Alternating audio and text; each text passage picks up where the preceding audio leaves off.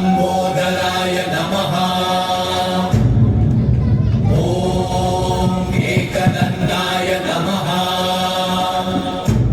So ఇక్కడ పార్వతీదేవి తన స్నానాన్ని ఉపకరించి స్నానాల గదిలోకి వెళ్ళిన తర్వాత పార్వతీదేవికి ఒక ఊహ వస్తుంది. ఏంటి అంటే తనకి ఒక కుమారుడు ఉంటే బాగుంటుంది అన్న ఆలోచనతో తన దగ్గర ఉన్న మురుగు పిండి పసుపుతో కలిపి ఒక చిన్న బాలుడి విగ్రహాన్ని తయారు చేస్తుంది.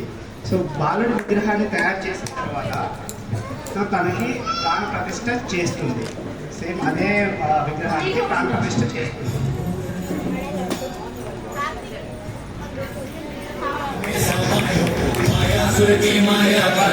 ప్రాణపరీక్ష చేసిన తర్వాత తన బుద్ధ మనోహర మొహాన్ని చూసి తన్మయత్వంతో తనని తన గుండెలని హత్తుకుంటుంది. హత్తుకొని తనకి చెప్తుంది, ఆ బాలుని చూసి, నేను స్నానానికి వెళ్తున్నాను కాబట్టి ద్వారం దగ్గర కాపలాగా ఉండు, ఎవరే వచ్చినా నా అనుమతి లేనిది ఎవరిని లోపలికి పంపించకూడదు అని ఆ బాలుని ద్వారం దగ్గరికి పంపిస్తుంది.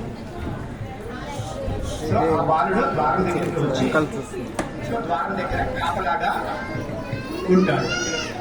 సో ద్వారంలోంచి ఎవరిని రానివ్వకుండా కాపలా కాస్తూ ఉంటాడు. సో ఇంత లోపల అటువైపుగా పరమశివుడు వస్తాడు. వీధిలోకి వెళ్ళడానికి పరమశివుడు వస్తాడు. సో పరమశివుడిని ఆ బాలుడు చూసి వెంటనే ఆపేస్తాడు. ఎవరు నువ్వు, ఎందుకు వచ్చావు అని అడుగుతాడు. అడిగినప్పుడు పరమశివుడు, నేను శివుణ్ణి, సో నాకు వెళ్ళడానికి ఉంటుంది అని అంటాడు. అప్పుడు ఆ బాలుడు అంటాడు, నువ్వు ఎవరైతే నాకేంటి, నేను లోపలికి వెళ్ళనివ్వను అని గట్టిగా చెప్తాడు. అప్పుడు కోపోద్రిక్తుడైన పరమశివుడు తన చేతిలో ఉన్న త్రిశూలంతో ఆ బాలుడి శిరస్సుని ఖండిస్తాడు.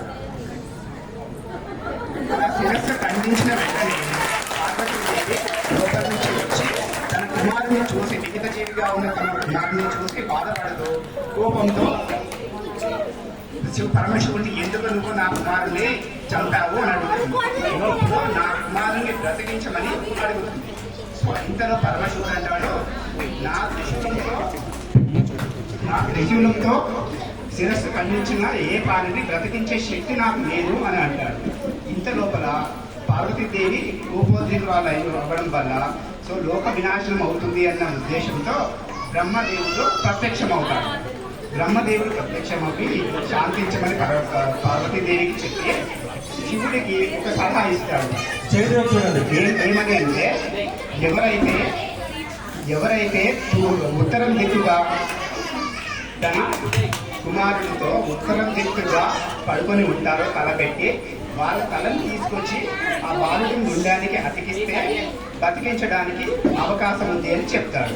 సో అప్పుడు పరమశివుడు తన గణాలను పిలిచి బ్రహ్మ చెప్పిన విధంగా మీరు వెళ్ళి ఎవరైతే ఉత్తరం దిక్కుగా తల ఉంచి పడుకుంటారో వాళ్ళ తలను తీసుకురమ్మని గణాలను పంపిస్తారు. సో గణాలు పరమశివుడు చెప్పిన విధంగా వెళ్ళి అడవిలో లోకాలు అన్ని తిరిగి ఒక చోట వాళ్ళు అలా ఉత్తర దిక్కు తలబెట్టి పడుకున్న ఏనుగుని చూస్తారు. ఆ ఏనుగు తల ఖండించి తీసుకొచ్చి ఆ బాలుడి మొండానికి పెడతారు.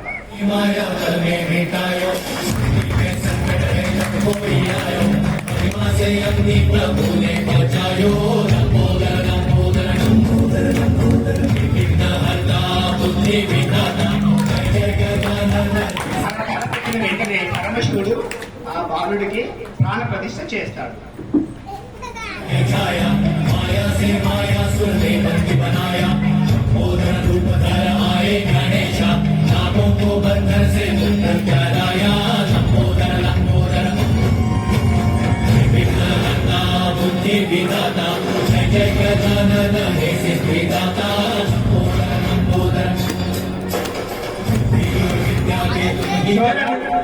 సో ఇలా మన విఘ్నేశుడు కూడా అందరిలాగే మనలాగే ఉన్నారు.